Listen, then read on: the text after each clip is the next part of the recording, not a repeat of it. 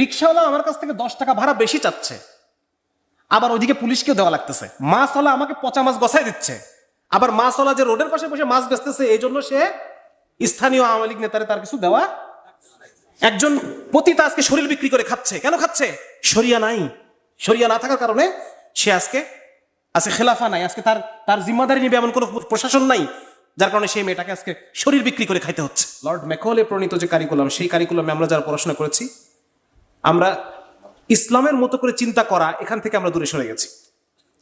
বরং আমরা ব্রিটিশরা যেভাবে চিন্তা করতে শিখিয়েছে, হ্যাঁ, সফলতা, দুনিয়ার জীবন, সুখ কাকে বলে, সফলতা কাকে বলা হবে, হ্যাঁ, তারপর হচ্ছে জীবন কাকে বলা হবে, জীবনের লক্ষ্য কি, এই যে একটা দৃষ্টিভঙ্গি, একটা বিশ্ব দৃষ্টিভঙ্গি, ওয়ার্ল্ড ভিউ, এই ওয়ার্ল্ড ভিউটা ওরা আমাদের পরিবর্তন করে রেখে গেছে।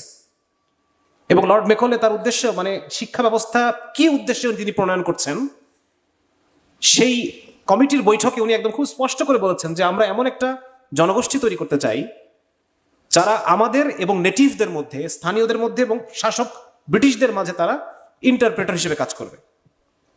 বোঝা গেছে? এইরকম একটা দালাল শ্রেণী তারা তৈরি করতে চায়, এই জন্য শিক্ষা ব্যবস্থা প্রণয়ন করা হবে। তাহলে সেই শ্রেণীটা কারা? আমরা।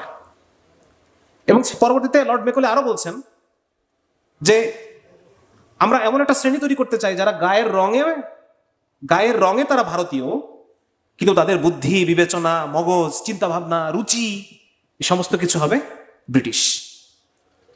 তার মানে আমরা চেতনে বা অবচেতনে আমরা মূলত ইউরোপীয় যে চিন্তা চেতনা, আল্লাহ এবং তার রসুলের চিন্তা চেতনাকে আমরা আর ধারণ করি না। লিটারালি আমরা ব্রিটিশদের চিন্তা চেতনা, ইউরোপীয় চিন্তা চেতনা, বা কথার কথা আরো যদি বলি রেনেসা, এনলাইটেনমেন্ট হয়ে যে চিন্তা চেতনা, এই চিন্তা চেতনাগুলোকে আমরা ধারণ করি। তো যেটা আমি বলতে চাচ্ছিলাম যে ইসলামকে তার প্রকৃত অর্থে বোঝা, এই বোঝাটা আমাদের প্রায় গত 47 থেকে যদি 80 বছর ধরি, আর এর আগে 190 বছর যদি ধরি, তাহলে প্রায় 270 বছরের মতো সময় আমরা এই একটা মহাবিপদে ইসলাম পড়ে গিয়েছে, মুসলিমরা পড়ে গেছে। ইসলাম তো বিপদে পড়ে না, মুসলিমরা পড়ে।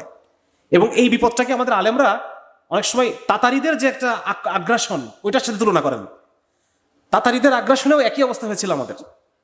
এবং মুসলমানরা এত হীনম্মন্য হয়ে গেছে তাদের ইসলামের ব্যাপারে, তাদের চিন্তা চেতনার ব্যাপারে, ইসলামের যে শরিয়ার ব্যাপারে, হ্যাঁ, এবং ইসলাম যে দৃষ্টিভঙ্গি দেয়, যে ওয়ার্ল্ড ভিউ দেয়, সেই ওয়ার্ল্ড ভিউর ব্যাপারে মুসলমানরা এত হীনম্মন্য হয়ে গেছে যে এরকম ঘটনা আসছে যে একজন মহিলা তাতারি 10 জন মুসলমান শক্ত সমর্থ যুবককে এক লাইনে দাঁড় করেছে এবং বলতেছে তোরা এইভাবেই দাঁড়ায় থাক, আমি ভিতর থেকে ছুরি নিয়ে আসি। এরকম একটা ঘটনা আছে, তোরা এইভাবেই লাইন ধরে দাঁড়ায় থাকবি। দেখো, মুসলিম যুবক, শক্তিশালী যুবক, তাদেরকে এক তাতারি মহিলা দাঁড় করাইছে সারিবদ্ধভাবে এবং বলতেছে যে তোরা এখানে দাঁড়ায় থাক, আমি ঘরের ভিতর থেকে তরবারি নিয়ে আসি। এবং ঘরের থেকে তরবারি নিয়ে এসে সে এই 10 জনকে কতল করছে। মানে কতটা হীনম্মন্য। আজকে যেরকম আমরা, হ্যাঁ, ইসরায়েলের কাছে কি আছে? ইসরায়েলের কাছে আয়রন ডোম আছে। আরে হামাস কোনোদিন ওদের সাথে পারবে না। মানে আল্লাহর চেয়ে বেশি ঈমান আমাদের ইসরায়েলের উপরে, আল্লাহর চেয়ে বেশি ঈমান আমাদের আমেরিকার উপরে। ঠিক একই রকম সেই সময় আল্লাহর চেয়ে বেশি ঈমান আমাদের ছিল তাতারিদের উপরে, যে ওদের সাথে পারা সম্ভব না। হ্যাঁ, তাতারিদের একটা স্ট্র্যাটেজি ছিল, তারা যে শহরে ঢুকতো ওই শহর পুরা সাফ করত। এক একটা শহরে তারা 80 লক্ষ, 90 লক্ষ, 1 কোটি মুসলমানকে কতল করছে। এবং এটা ওদের যুদ্ধের একটা স্ট্র্যাটেজি, ভয় তৈরি করা। কি তৈরি করা?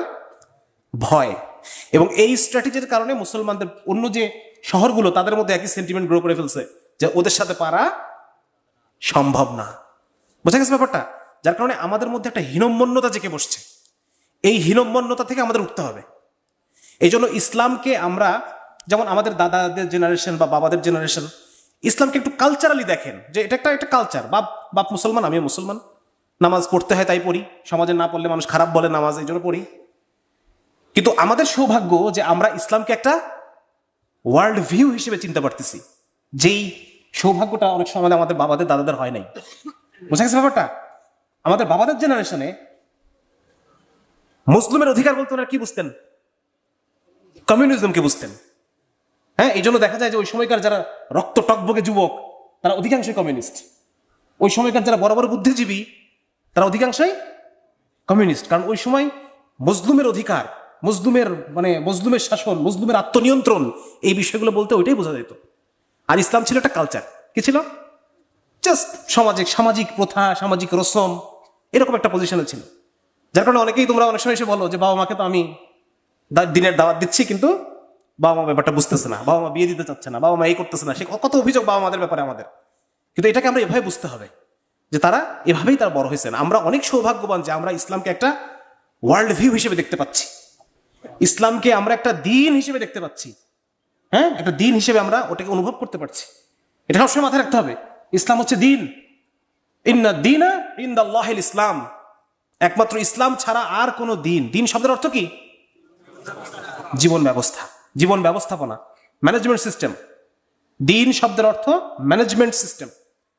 এখন এটার মধ্যে পার্সোনাল ম্যানেজমেন্ট সিস্টেম আছে, ফ্যামিলি ম্যানেজমেন্ট সিস্টেম আছে, সোসাইটি ম্যানেজমেন্ট সিস্টেম আছে, হ্যাঁ, ইকোনমি ম্যানেজমেন্ট সিস্টেম আছে। এইটার মধ্যে আইন এবং বিচার, জুডিশিয়াল ম্যানেজমেন্ট সিস্টেম আছে, এখানে স্টেট ম্যানেজমেন্ট সিস্টেম আছে, এখানে ওয়ার ম্যানেজমেন্ট সিস্টেম আছে। বুঝা গেছে? এই পুরা একজন মানুষ তার যত জায়গায় যত ধরনের রোল সে প্লে করে, প্রত্যেকটা জায়গায় ইসলামের পরিপূর্ণ দিক নির্দেশনা আছে। বুঝা গেছে? একটা পরিপূর্ণ দৃষ্টিভঙ্গি আছে। তো এটা আমাদের সবসময় মাথায় রাখতে হবে যে ইসলাম শুধুমাত্র ব্যক্তিগত পর্যায়ের ধর্ম না। ইসলাম এমন কোনো দিন না যেটা আমাকে মসজিদে ঢোকার সময় পায়ের হাঁটু কি বলে টাকনুর পায়জামা বোটে ঢুকতে হবে, আবার বের হয়ে আমি এটা খুলে ফেলবো, এরকম না। বরং ইসলামে সালাতের যে গুরুত্ব, এই গুরুত্বটা এমন যে সালাত আমি করব 1 মিনিট, কিন্তু এই সালাত আমাকে আচ্ছন্ন করে রাখবে 24 ঘন্টা। বুঝা গেছে ব্যাপারটা? ইসলামী ওয়ার্ল্ড ভিউর একটা অন্যতম খুঁটি হচ্ছে কি? নামাজ। আপনারা অনেকে আমার মনের মতো সালাত গ্রন্থটা পড়েছেন। হ্যাঁ, মনের মতো সালাত এই গ্রন্থের মধ্যে আমি আনার চেষ্টা করেছি যে নামাজের কি উদ্দেশ্য, নামাজের সাথে জীবন ব্যবস্থার কি উদ্দেশ্য, একজন মুসলমান ব্যবসায়ী তার ব্যবসার সাথে তার নামাজটার কি সম্পর্ক। বুঝা গেছে? ইসলামিক ইকোনমিক সিস্টেমের সাথে নামাজের কি সম্পর্ক, ইসলামিক পলিটিক্যাল সিস্টেমের সাথে নামাজের কি সম্পর্ক, সবকিছু ইন্টারকানেক্টেড। বুঝা গেছে? তো যার কারণে আমাদের এটা মাথায় রাখতে হবে যে ইসলাম একটা জীবন ব্যবস্থা, ইসলামের পরিপূর্ণ জীবন ব্যবস্থা, এবং ইসলাম অবিকল্প জীবন ব্যবস্থা। কি বললাম? এই শব্দটা মাথায় গেঁথে নিতে হবে আমাদের, অবিকল্প। একজন মানুষ যদি এই দুনিয়াতে সুখী হতে চায়, কথার কথা সে আখিরাত বিশ্বাস করে না, কিন্তু সে দুনিয়ার জীবনে সুখী হতে চায়, তারপরও তার ইসলাম ছাড়া অন্য কোনো গতি তার নাই। কেউ যদি চায় যে আমি শারীরিকভাবে সুস্থ থাকবো, তাকে ইসলাম মানতে হবে। কেউ যদি চায় আমি পারিবারিকভাবে সুখী হতে চাই, ইসলাম মানা ছাড়া তার অন্য কোনো উপায় নাই। কেউ যদি চায় যে আমাদের সমাজটা সুখী সমাজ হোক, ইসলাম তাকে মানতে হবে। কেউ যদি চায় যে আমার রাষ্ট্রটা একটা দুর্নীতি মুক্ত, স্বজন প্রীতি মুক্ত, সমস্ত ধরনের সিন্ডিকেট মুক্ত, পুঁজিপতিদের আগ্রাসন মুক্ত একটা সুস্থ সব মানে কল্যাণ রাষ্ট্র, প্রসপারাস রাষ্ট্র হোক, কেউ যদি এটা চায়, তাকে রাষ্ট্র ব্যবস্থার মধ্যে ইসলামকে আনতে হবে। এছাড়া আর কোনোভাবে সম্ভব না। আমার কথা বুঝে আসছে?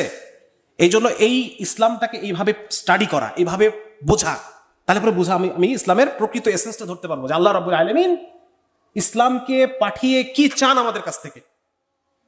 আল্লাহ তাআলা এটাই চান যে তার বান্দারা যেন দুনিয়াতে সুখে থাকে এবং মৃত্যুর পরের জীবনে যেন সুখে থাকে। আল্লাহ তাআলা এটা চান, এবং যে আল্লাহ রাব্বুল আলামিন আমাদেরকে সেই জীবন ব্যবস্থা দান করেছেন। বোঝা গেছে? এই জন্য আমাদের এখনকার করণীয় হচ্ছে প্রত্যেকটা মানুষের মধ্যে শরিয়ার পিপাসা তৈরি করা। কি তৈরি করা?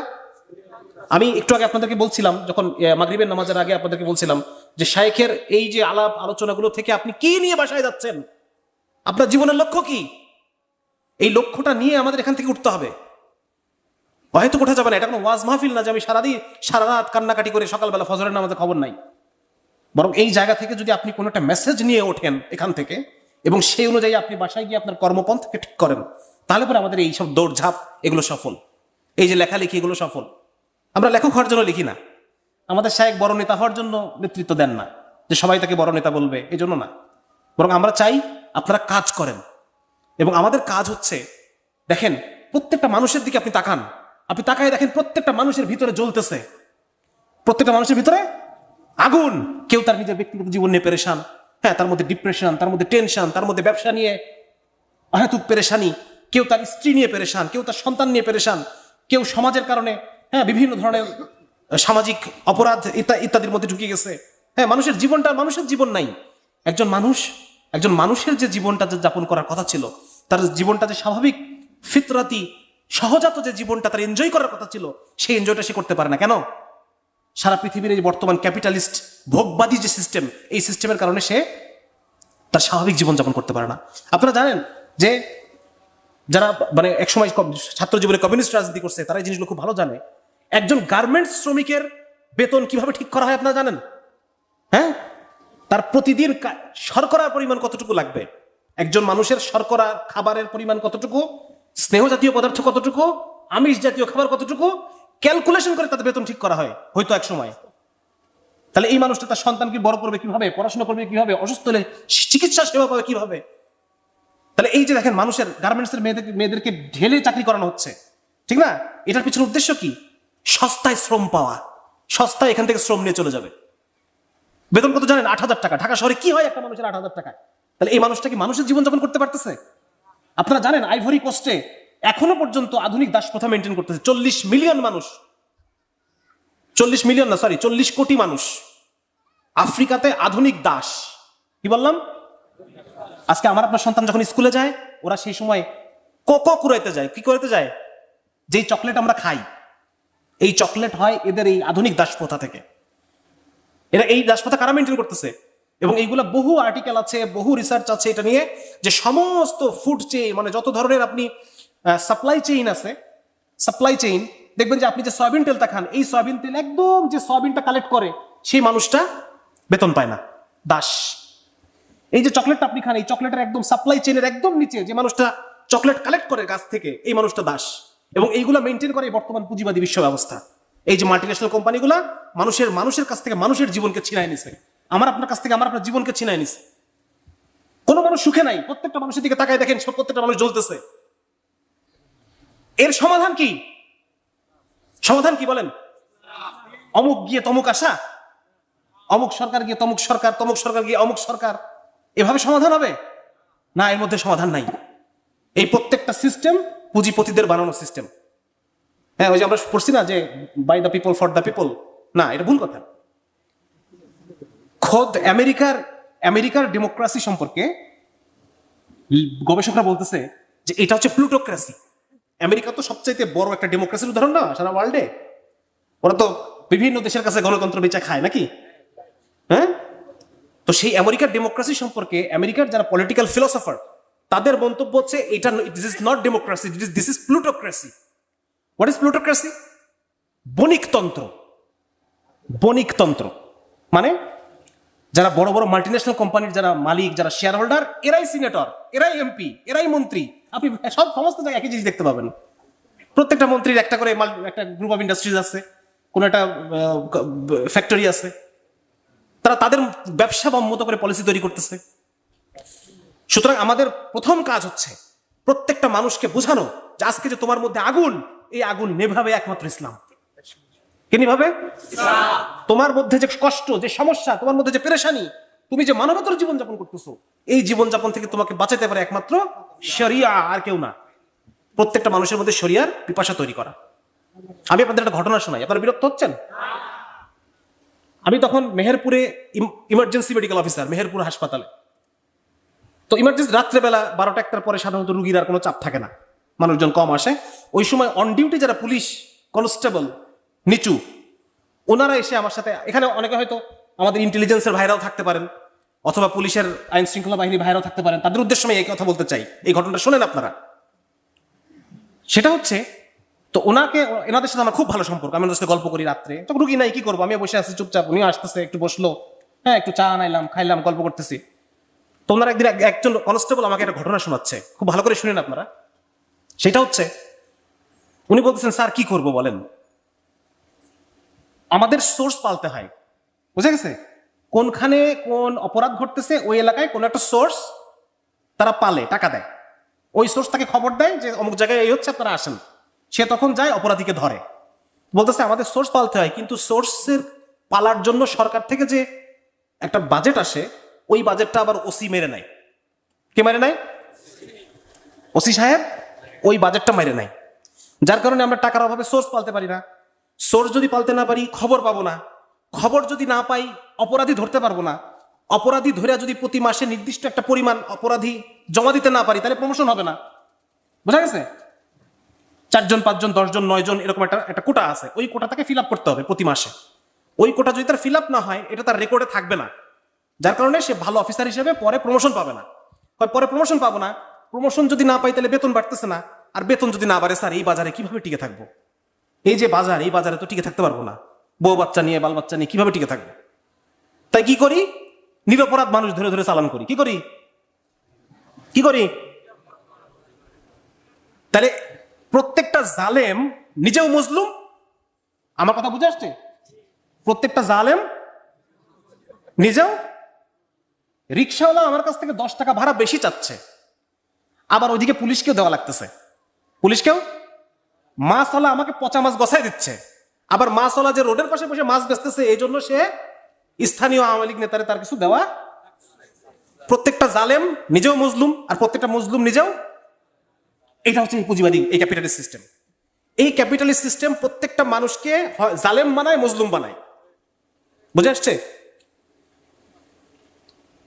তো যার কারণে আমি যেটা বলতে চাচ্ছি যে এই দেখেন, এই যে পুলিশ অফিসারটার কথা আমি বললাম, এই পুলিশ অফিসারটা একই সাথে জালেম, একই সাথে মজলুম। তার দুনিয়াও শেষ, তার। তাহলে এই পুলিশ অফিসারের জন্য সমাধান কি? আমি ওকে কি বলবো, কি বোঝাবো যে ভাই তোমার জন্য কি সমাধান? তোমার দুনিয়া বাঁচবে এবং তোমার আখিরাত বাঁচবে যদি যদি শরিয়া প্রতিষ্ঠা হয়। এছাড়া তোমার দুনিয়া আখিরাত কোনটাই বাঁচবে না। তুমি দুনিয়াতেও সুখে থাকতে পারবে না, বাজার সদাই করতে পারবে না, বাচ্চারা খাইতে পারবে না, তুমি আখিরাতে অনন্তকাল জাহান্নামের আগুনে জ্বলবা। আর যে নিরপরাধ মানুষগুলোকে তুমি ধরে ধরে চালান করতেছো, এই মানুষগুলা কাল হাসরের মাঠে কি করবে? যতক্ষণ না পর্যন্ত তুমি দোজখে যাবা ততক্ষণ পর্যন্ত এই মানুষগুলো তোমারে ছাড়বে না, নাকি? তাহলে একজন ইন্টেলিজেন্সের ভাই বা পুলিশের যারা ভাই, তাদের উদ্দেশ্য আমাদের দাওয়াত কি? ভাই আজকে আপনার দুনিয়াও শেষ, আখিরাতও শেষ। যদি আপনি শরিয়া কায়েমের জন্য কাজ না করেন তাহলে আপনার দুনিয়াও শেষ, আখিরাতও শেষ। আপনারও শরিয়া দরকার। বোঝা গেছে? একজন পতিতা আজকে শরীর বিক্রি করে খাচ্ছে। কেন খাচ্ছে? শরিয়া নাই।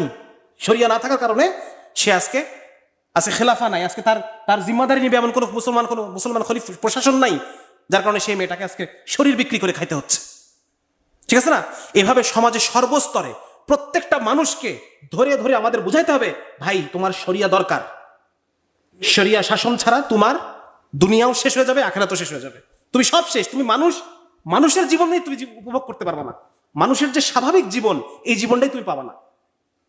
বোঝা গেছে ভাই? আমাদের কাজ হচ্ছে এটা। কাজ বুঝে নিছি আমরা। হ্যাঁ, এটা হচ্ছে আমাদের কাজ। এখন এটা আপনি কাকে কিভাবে বোঝাবেন? কে নাশিদ গিয়ে বোঝাবে, কে ছবি এঁকে বোঝাবে, কে মানুষের দাঁড়ে দাঁড়ে গিয়ে গিয়ে বোঝাবে, কে মানুষকে একসাথে করে সভা সেমিনার করে বোঝাবে, কে কবিতা লিখে বোঝাবে, কে গল্প লিখে বোঝাবে, এটা যার যার ঝোঁক অনুসারে আপনারা বেছে নেন। আপনারা নিজেদের যার যার দক্ষতা, যার যার আগ্রহ অনুসারে আপনার কাজ বেছে নেন। কাজ বেছে নিয়ে প্রত্যেকটা মানুষকে প্রত্যেকটা জায়গায় শরিয়ার প্রয়োজন বুঝান, তার মধ্যে শরিয়ার পিপাসা তৈরি করেন। এটুকুই আমাদের কাজ। হামজা রাদিয়াল্লাহু তাআলা সবকিছু দেখে যেতে পারে নাই, তারপরে কি হামজা রাদিয়াল্লাহু তাআলা কি ব্যর্থ? হ্যাঁ, আমাদের সবকিছু দেখা জরুরি না, কিন্তু আমরা এমন একটা মানুষের মধ্যে দাওয়াতের মাধ্যমে মানুষের মধ্যে এমন একটা অন্তরের অবস্থা তৈরি করব যে মানুষ শরিয়ার জন্য পাগল থাকবে। তার সমস্ত সমস্যার সমাধান হিসেবে সে শুধু অমুক গিয়ে তমুক আসলে সমাধান হবে এটা না, বরং সে বুঝবে যদি একমাত্র শরিয়া প্রতিষ্ঠা হয় তাহলে পরে আমার সমস্যার সমাধান হবে, এছাড়া আর কোনো ভাবেই এই সমস্যার সমাধান নাই। বুঝে আসছে ভাই? হ্যাঁ, এই জন্য এটা আমাদের বুঝতে হবে। এবং এই জন্য আলহামদুলিল্লাহ এখন আমরা বিভিন্ন বিষয়ে লেখালেখি করতেছি, বিভিন্ন বিষয় নিয়ে আমরা আপনাদেরকে জানানোর চেষ্টা করতেছি। শায়েখ বারবার আপনাদেরকে বোঝানোর চেষ্টা করতেছেন। হাইকোর্টে 1,16,000 মামলা বসে আছে, ফাইল। তাহলে ওই মামলার যারা বাদী বিচার চাইছে, এই লোকগুলো মজলুম না? হ্যাঁ, এটা ব্রিটিশ বিচার ব্যবস্থা। ব্রিটিশ বিচার ব্যবস্থা এরকম, খুব উচ্চ খরচ, উকিল মেনটেন করতে হয়। আর সেই উকিল মামলাটা থেকে বছরের পর বছর টাকা নেওয়ার জন্য এই মামলা নিষ্পত্তিও করে না। সে মামলা যদি নিষ্পত্তি হয়ে যায় তাহলে উকিলের লাভ না লস? বুঝে আসছে? রুগী যদি সুস্থ হয়ে যায় ডাক্তারের লাভ না লস? ওষুধ কোম্পানির? তাহলে এমন ভাবে আমাদের চিকিৎসা ব্যবস্থা ডেভেলপ করতে হবে, এগুলো তো বললে আবার লাইসেন্স ধরে টান দিবে, যেন অসুখও ভালো না হয়, ওষুধও খাওয়া লাগে, দুটাই চলবে একসাথে। এই জন্য আমাদের মেডিকেল সায়েন্সে অধিকাংশ অসুখ ভালো হয় না। শুধু অ্যান্টিবায়োটিক দিয়ে যদি কোনো জীবাণু ঘটিত অসুখ হয় সেটা অ্যান্টিবায়োটিক দিয়ে ভালো হয়, এছাড়া সমস্ত অসুখ যতদিন ওষুধ খাবেন ততদিন ভালো থাকবেন। এবং ভালো থাকতে হলে আপনাকে ওষুধ কন্টিনিউ করতে হবে, এছাড়া আপনি ভালো থাকতে পারবেন না। মজা, তাই না? তো এই যে মজা, এই মজা শেষ হবে কিভাবে? শরিয়া ছাড়া সম্ভব না। এই জন্য ভাই সবার উদ্দেশ্যে আমার আরজ, যে আপনারা এই বিষয়টা নিয়ে আপনারা নিজেরাও জানেন। দাওয়াত দেওয়ার আগে নিজেকে যোগ্য হতে হবে, নিজেকে জানতে হবে, নাহলে আপনি মানুষকে কি জানাবেন, কি বোঝাবেন তাকে। এই জন্য নিজেরাও এই বিষয়গুলো নিয়ে পড়াশোনা করেন, কিভাবে ইসলামী পার্সোনাল ম্যানেজমেন্ট সিস্টেম কাজ করে। দেখেন আপনাদেরকে আমি উদাহরণ দিই, জিনিসগুলো ধরাই দিই যাতে আপনারা এই বিষয়ে পড়তে পারেন। বিরক্ত হচ্ছেন? একজন মুসলমানের আকীদার বিষয় যে সে রিজিকের কনসেপ্টে বিশ্বাস করবে, তাকদীরের কনসেপ্টে বিশ্বাস করবে, ঠিক আছে না? যেই ছেলেটা রিজিকে বিশ্বাস করে যে রাজ্জাক সব বন্টন করেন, যেই ছেলেটা তাকদীরে বিশ্বাস করে যে আমার জন্মের 40,000 বছর আগে তাকদীর কালি শুকায় গেছে কমপ্লিট, এই ছেলেটার যে বিশ্বাস, এই ছেলেটা চাকরি না বেকারত্বের কারণে ডিপ্রেশনে ভুগবে? এই ছেলেটা গলায় দড়ি দেবে, ট্রেনে গলা দিবে? বুঝে আসছে ব্যাপারটা? এইভাবে ইসলাম পার্সোনাল ম্যানেজমেন্ট সিস্টেম। যেই আমি সারাদিন ঘরে বাইরে কাজ করলাম, মানুষের দাঁড়ে দাঁড়ে ঘুরলাম, মানুষ কেউ ভালো কথা বললো, কেউ খারাপ কথা বললো, এই যে মনের মধ্যে জমা একটা কষ্ট, তিতা, এটা কাকে বলবো? ওই যে সেজদায় গিয়ে 5 বার আল্লাহকে বলতেছে, আল্লাহ তুমি ছাড়া আমার কে আছে, সব কি হয়ে গেল, সব ওয়াশ হয়ে গেল নাকি? আমাদের কথা বলার কেউ আছে? আমাদের আল্লাহ আছে, সমস্ত কিছু সমাধান করে দেবেন এমন একজন আছেন। এই দেখেন ইসলামের পার্সোনাল ম্যানেজমেন্ট সিস্টেম এভাবে কাজ করে, বুঝা গেছে? এভাবে কাজ করে। যে ব্যক্তি ইসলামকে মেনে চলবে, ইসলামকে মনে প্রাণে ধারণ করবে, সে সকল শারীরিক এবং মানসিক অসুখ থেকে, অসুখ আসবে, অসুখ তো আসবেই, পরীক্ষা হিসেবে আসবে, ঠিক না? কিন্তু সে স্বাস্থ্যকর জীবন যাপন। অসুখ হইলে পরেও রাসূলুল্লাহ সাল্লাল্লাহু আলাইহি ওয়াসাল্লামের হাদিস যে মুমিনের ব্যাপারে আমি আশ্চর্য হই, যখন সে সুখে থাকে তখনও তার মাকাম বাড়তে থাকে, সে আল্লাহ শুকরিয়া করে, আবার যখন সে কষ্টে থাকে সবর করে তখনও তার বাড়তে থাকে। সুবহানাল্লাহ। তাহলে মুসলমানের কোনো লোকসান আছে নাকি? তাহলে এই জিনিসটা যদি একটা অসুস্থ মানুষের, রোগীর মধ্যে যদি আমি ঢুকাই দিই যে ভাই তুমি যে কষ্ট পাচ্ছ, হাদিসের মধ্যে আসছে যে মুমিন ব্যক্তির যদি পায়ে কাটাও ফোটে আল্লাহ তার পিছনে সমস্ত গুনাহ মাফ করে। সুবহানাল্লাহ। মুমিন ব্যক্তির যদি মাথায় ব্যথা হয় তার সমস্ত গুনাহ মাফ। তাহলে এটা যখন কোনো রোগী বিশ্বাস করবে, সেই রোগীর তখন কি তার কি চাঙ্গা থাকবে না? সে তার মোরালই থাকবে আলাদা। কিসের অসুখ, কিসের কি অসুখ? তো থাকবেই, অসুখ তো আসলে মনে। তো এই জন্য ভাই এটা দেখেন, এটা হচ্ছে ইসলামের পার্সোনাল ম্যানেজমেন্ট সিস্টেম। একজন মানুষ যখন ইসলামকে তার ব্যক্তিগত জীবনের মধ্যে নিয়ে আসবে, তখন সে তার জীবন হবে ফুরফুরে, সুখেই সুখ। হ্যাঁ, কুররাতু আয়ুন নাকি? এই যে দেখেন এই বিষয়ের উপর আমার এই বইগুলো লেখা, কুররাতু আয়ুন 1, 2 এবং কষ্টি পাথর, এই 3টা বই যদি কেউ পড়েন তিনি বুঝতে পারবেন যে হাউ ইসলামের পার্সোনাল ম্যানেজমেন্ট সিস্টেম ওয়ার্কস, কিভাবে একজন মানুষ তার ব্যক্তিগত জীবনটা সুখের হয়ে যাবে। আবার দেখেন এবার আসলে ফ্যামিলি ম্যানেজমেন্ট সিস্টেম। হ্যাঁ, ফ্যামিলি নিয়ে কোনো বই লিখলে এটা ভালো চলে, এটা মানুষ খুব আগ্রহী ব্যাপারটা নিয়ে। আচ্ছা, যাই হোক, তো ফ্যামিলি ম্যানেজমেন্ট সিস্টেম কিভাবে কাজ করে?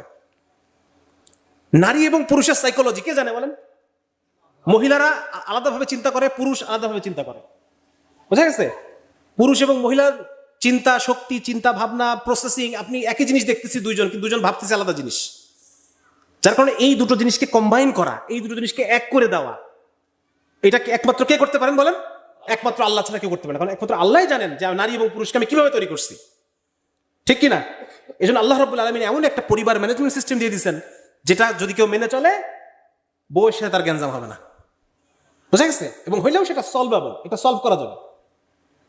আর কেউ যদি নিজের মতো করে চলে, যে বর্তমান পশ্চিমা বিশ্ব, ইন্ডিভিজুয়ালিজম, ব্যক্তি স্বাধীনতা, মহিলা বলতেছে আমি স্বাধীন, পুরুষও বলতেছে আমি স্বাধীন, স্বাধীন হলে পরে তো ভাই টিকবে না, তোমাকে তো মানতে হবে কাউকে।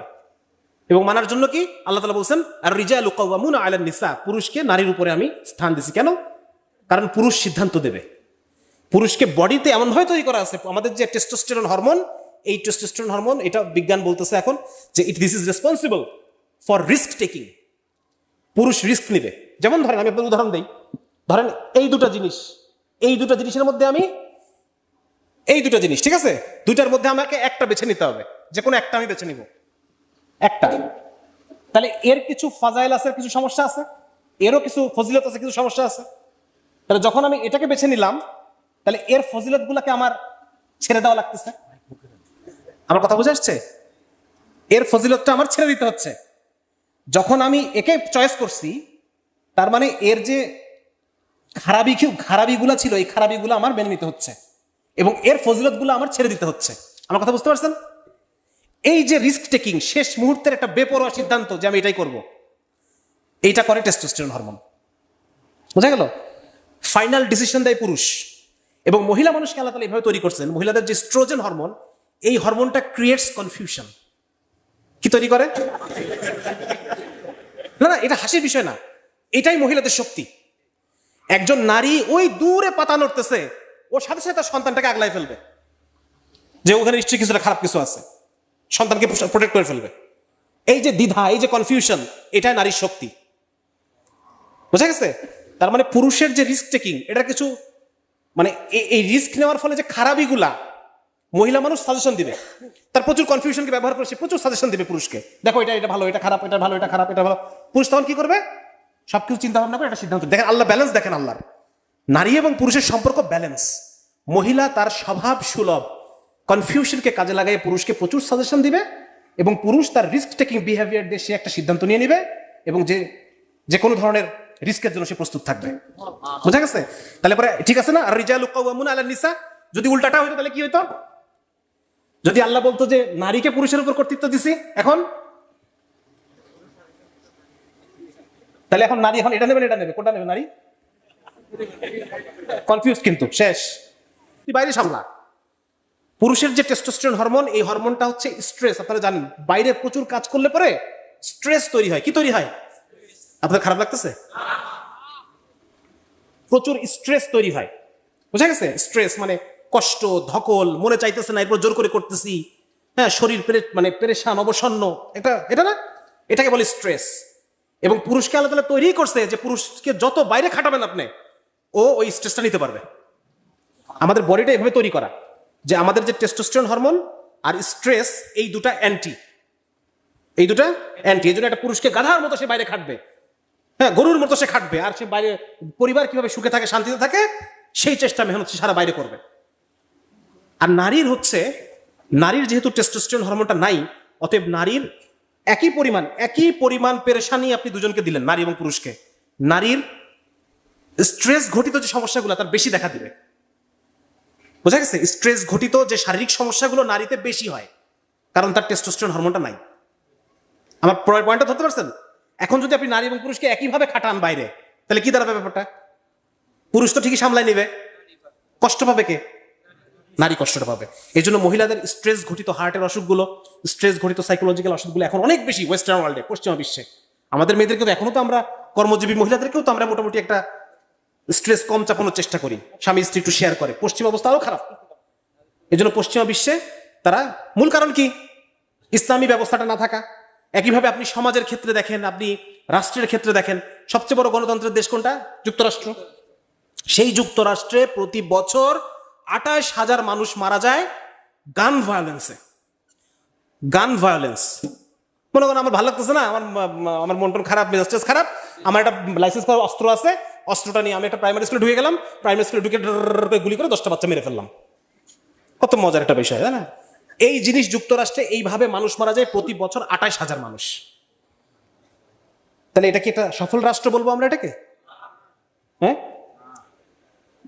এবং যদিও এটা নিয়ে আমি অনেক আছে, সৌদি আরবে ওমরা করতে গেলে আপনাদের পা দেওয়ার পর প্রথম যে জিনিসটা মনে হবে, আপনারা জানেন রাজতন্ত্র একটা জায়েজ শাসন ব্যবস্থা, তাই না? জায়েজ খেলাফত আর রাজতন্ত্র হচ্ছে এটা জায়েজ, শরীয়তে জায়েজ। তো এই যে জায়েজ এবং এই যে গণতন্ত্র, যেটা নাজায়েজ বলেন আমাদের ওলামায়ে কেরাম, দুটোর মধ্যে পার্থক্য আপনি সৌদি আরবে পা দিয়ে করতে পারবেন। পা দিলেই দেখবেন যে এটা এমন একটা রাষ্ট্র যেখানে 28,000 মানুষ প্রতি বছর মরবে না, যেখানে পাবলিক প্লেসে মহিলাদেরকেও ঠকাবে না। যুক্তরাষ্ট্রে 82% মানুষ, মানে নারী, তারা রিপোর্ট করছে যে আমাদেরকে পাবলিক প্লেসে হ্যারাসমেন্ট করা হয়। আপনি সৌদি আরবে এই ধরনের কোনো জিনিস পাবেন না। তাহলে খেলাফতের আর কত উঁচা মর্যাদার, কত চমৎকার একটা জিনিস, আপনি এটা আইডিয়া করতে পারবেন। হ্যাঁ, আপনি মরে ছেলেপেলের বখাটে ছেলেপেলে দেখবেন না, মরে আপনি দেখবেন না। আমি সৌদি আরবের, আমি এবার মাতখালি না, সৌদি আরবের, কিন্তু আমি বোঝাতে চাচ্ছি যে শরঈ জায়েজ পদ্ধতিটা কতটা, আন্দাজ করার জন্য যে শরঈ শাসন কেমন হয়। বোঝা গেছে ব্যাপারটা? তো যার কারণে একটা সামাজিক একটা বিচার ব্যবস্থাপনা যদি সুন্দরভাবে চলতে হয়, সেখানে আমার ইসলাম লাগবে। অর্থ ব্যবস্থা যদি সুন্দরভাবে চলতে হয়, আমাদের চমৎকার বই আছে, আপনারা নিতে পারেন, কাল করতে পারেন, ইসলামের অর্থ ব্যবস্থার ইতিহাস, তারপর হচ্ছে ইসলামের শিক্ষা ব্যবস্থার ইতিহাস। হ্যাঁ, এছাড়াও রাষ্ট্র ব্যবস্থার উপর একটা কাজ আমি চেষ্টা করতেছি, হয়তো অনেক সময় লাগবে আর কি। হ্যাঁ, তারপর ধরেন ইসলামের যুদ্ধ ব্যবস্থা এটা কেমন, এর দাসপ্রথা একটা বই আছে আমার, ওটা আপনারা পড়তে পারেন, একটা বই, ওটা পড়লে আপনারা বুঝতে পারবেন যে ইসলামের যুদ্ধ ব্যবস্থাপনাটা কত সুন্দর। যুদ্ধ ব্যবস্থাপনা, হ্যাঁ, বিস্তারিত আলাপের সুযোগ নাই।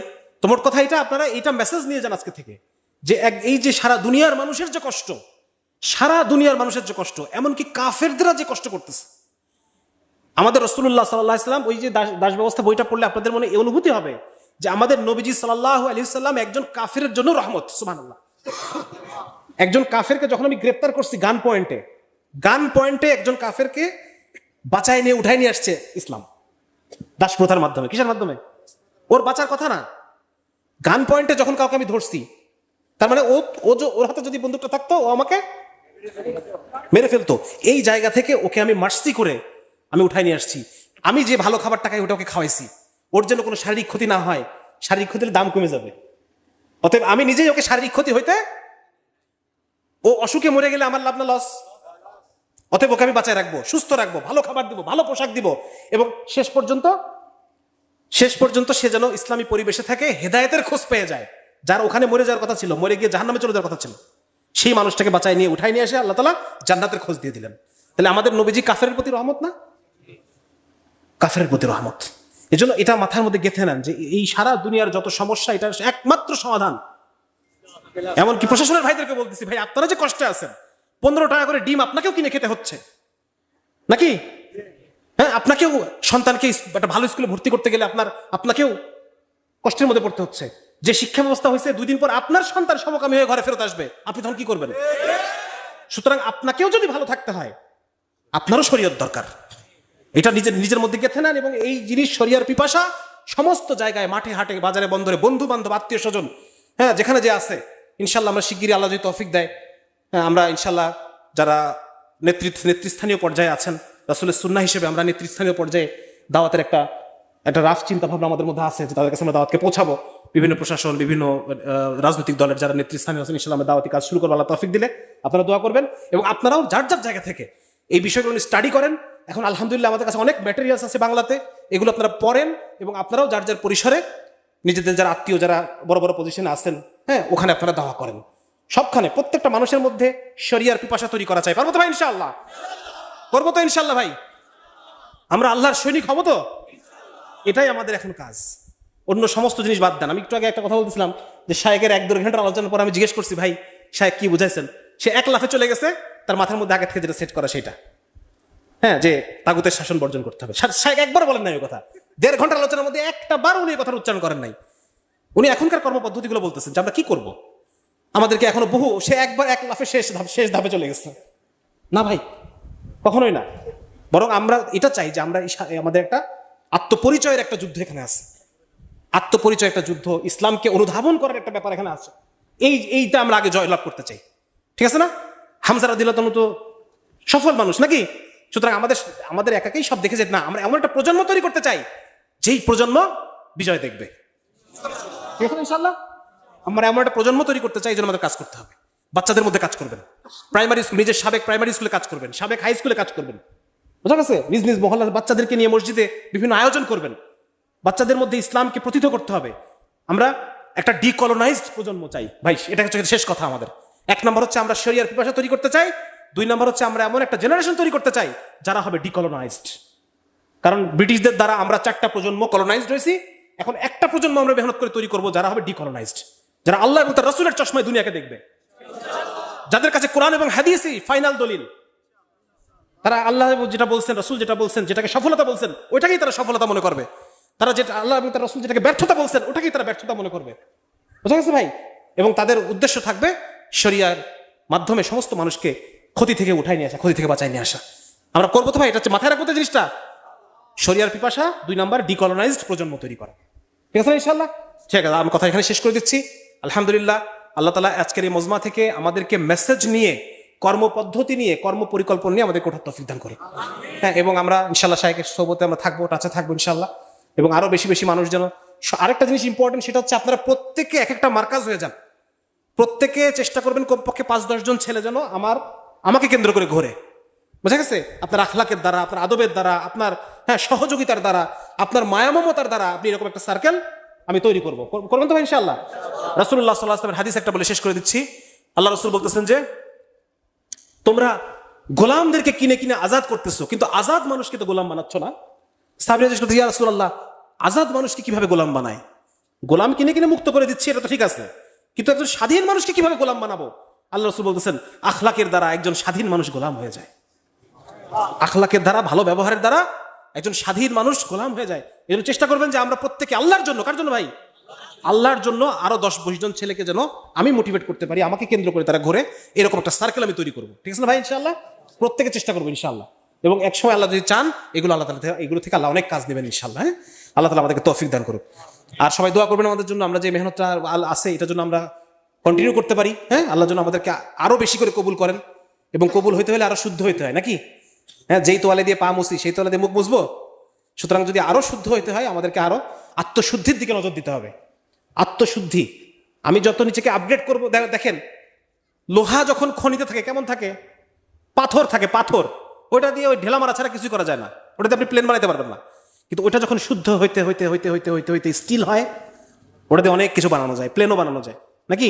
ঠিক একই রকম ভাবে আমরা এখন যেরকম আছি, আমরা যত নিজেকে শুদ্ধ করব তত আল্লাহ তাআলা আমাকে আরো বড় কাজে ব্যবহার করবেন, আরো বেশি কাজের তৌফিক আল্লাহ তাআলা আমাকে দান করবেন। ঠিক আছে ভাই? এজন্য ব্যক্তিগত আমল, ব্যক্তিগত জিকির আজকার, গুনাহ থেকে ফিরে থাকা, গুনাহ থেকে ফিরে থাকা, তারপর হচ্ছে সংযম। দেখেন আজকে একটা জিনিস বলে শেষ করে দেই। শায়েখ একটা কথা বলছেন, তালুতের ঘটনা বলছেন, তালুত এবং জালুতের ঘটনা। ওইখানে একটা চমৎকার একটা জিনিস আমার মাথায় হঠাৎ করে আমার হিট করলো। সেটা হচ্ছে তালুত বলছে তোমরা এই নদীর পানি খেও না, এই নদীর পানি যে খাবা সে আমাদের মধ্যে না, সে আমাদের মধ্যে না। সুতরাং আমাদেরকে আত্মসংযম শিখতে হবে। যারা ওই নদীর পানি খাইছে তারা ময়দানে থাকতে পারে নাই, যারা ওই নদীর পানি খায় নাই বা সামান্য খাইছে তারা শেষ পর্যন্ত তালুতের সাথে ময়দানে থাকতে পারছে। এই জন্য এখান থেকে একটা শিক্ষা হলো আত্মসংযম। আমার সামনে বহু নদীর পানি আসবে, কিন্তু এই নদীর পানি আমি খাবো না। আমার সামনে বহু অপশন আসবে, বহু কিছু আসবে, কিন্তু এইখানে আমাকে আত্মসংযম শিখতে হবে। আমি যত নিজের আত্মসংযম শিখবো আল্লাহ আমাকে তত আরো উপরে যাওয়ার তৌফিক দিবেন, আরো জায়গা মতো যাওয়ার তৌফিক দিবেন। আমার কথা বুঝে আসছে ভাই? এই জন্য নিজেকে নিজে সংযম করা, আল্লাহ তাআলা যেটাকে গুনাহ বলছেন ওই গুনাহ থেকে ফিরে থাকা, এবং এই জন্য উলামায়ে কেরামের সোহবত দরকার। হ্যাঁ, রোজানা জিকির আজকার, কোরআন তেলাওয়াত, এই বিষয়গুলো হচ্ছে আমাদের প্রতিরক্ষা। ঠিক আছে না? ওযুর সাথে থাকা, হ্যাঁ, সেই সাথে প্রতিদিন আলেমদের সাথে ওঠা বসা করা, কোনো আলেমকে বন্ধু বানানো, কোনো একজন আলেমকে বড় ভাই বানানো, হ্যাঁ, প্রতিদিন নির্দিষ্ট একটা সময়ের মধ্যে এসে শায়েখের সাথে দেখা করা, খুব ইম্পর্টেন্ট এই জিনিসগুলো। এগুলোর দ্বারা কি হয়? আমাদের অন্তর শক্ত হয়, শক্তিশালী হয়। বুঝে আসছে ভাই? এই জন্য এই জিনিসগুলো আমাদের মাথায় রাখতে হবে, এগুলো আমাদের শিখতে হবে।